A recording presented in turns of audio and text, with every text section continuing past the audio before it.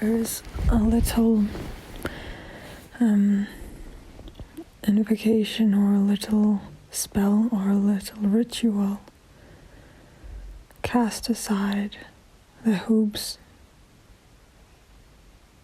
that you've been jumping through all your life. Get out your matches,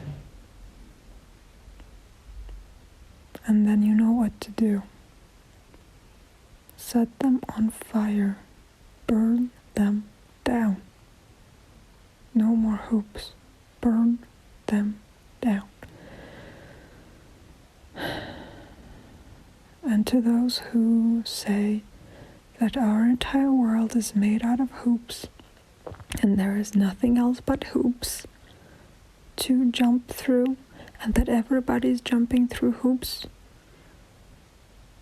I'm sorry that you have been hurt that bad that you feel like you need to be the hoop enforcer in this reality. I'm sorry, and I hope you heal.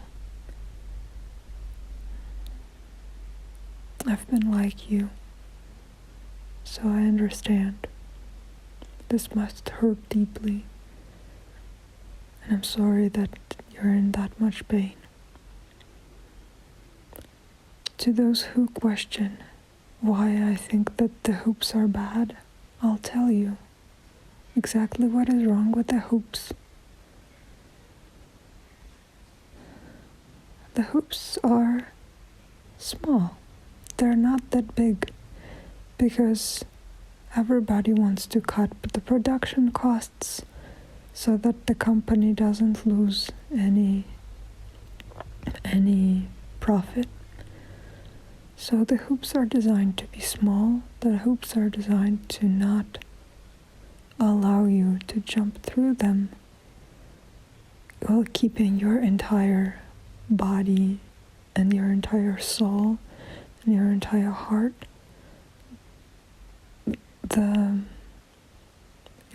your natural size. So what you do is you shrink. You become maybe a doll-sized, a Barbie-sized version of yourself, and you jump through. And you know who else is an accomplice in making you shrink? It's the ego.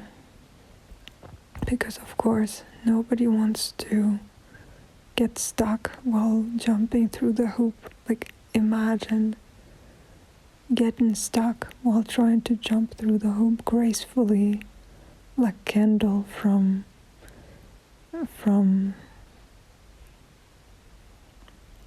marketing, or like Janice from human resources, or like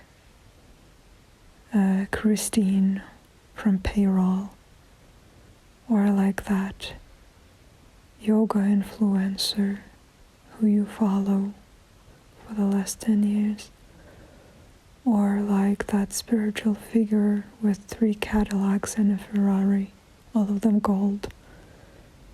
Of course, nobody wants to try to jump through the hoop. So like, if you're pushing yourself, you have to at least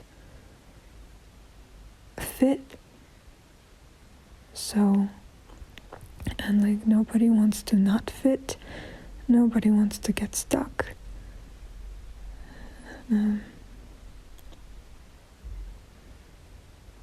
Getting stuck in an awkward position, and nobody wants to land on their butt. So that's why we shrink ourselves. Like, even if the shadow of the outer power structures were not above ourselves, we still make ourselves shrink. Also, another reason why hoops are not that great, not the best, is because they keep you busy. And you may think that it's a good thing. And to some parts of you who are scared of pain that they once escaped through busyness, the hoop may be a saving grace. The hoop, the next hoop to jump through, may be a solve, or so it may seem. So you jump and jump and jump and jump,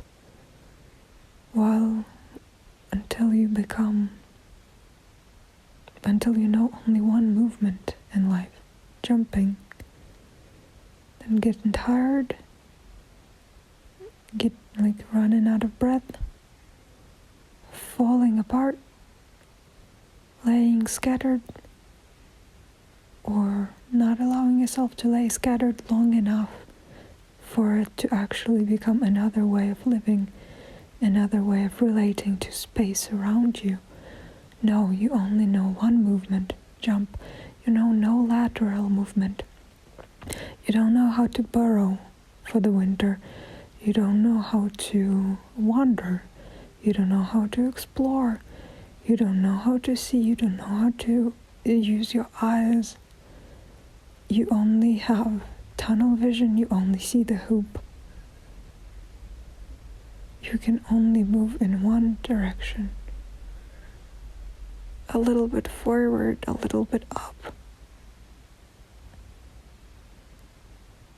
Your legs do not know how to stride.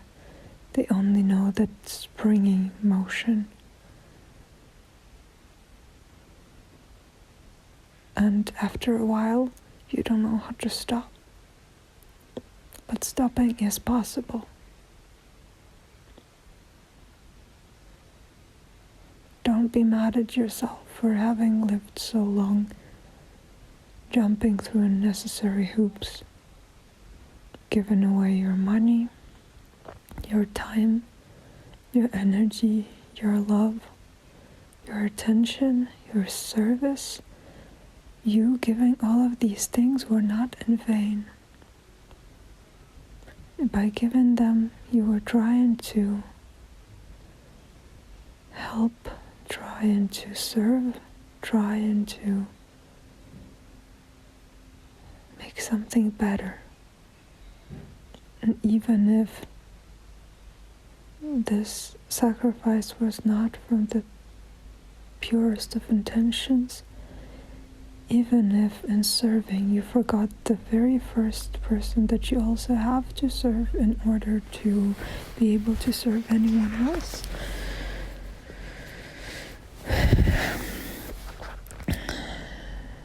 even if the reasons were not clean, were not coherent, and the movement was not versatile, and the heart was scattered and in pain and trying to avoid pain, the gift still remains gifted, and you are a gift to this world. Don't shame yourself. Don't be mad at yourself. You've done the best that you could with the information and the resources that you possessed back then.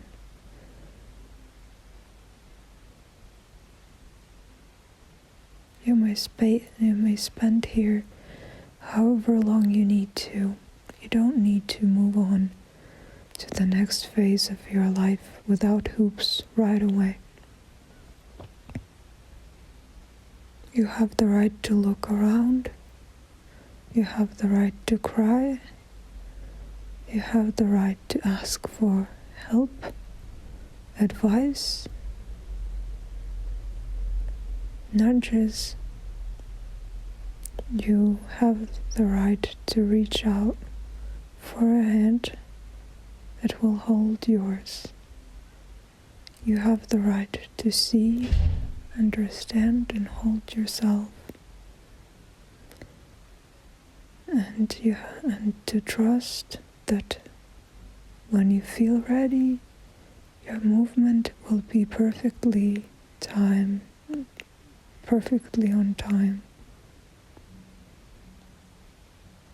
And you will move gracefully into the next chapter of your beautiful and precious life.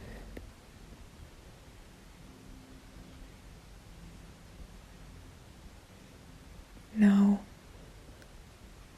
with a movement that's graceful and as versatile as nature itself. Cat, where are you at? Yeah, you want to get out? Yeah. Meow.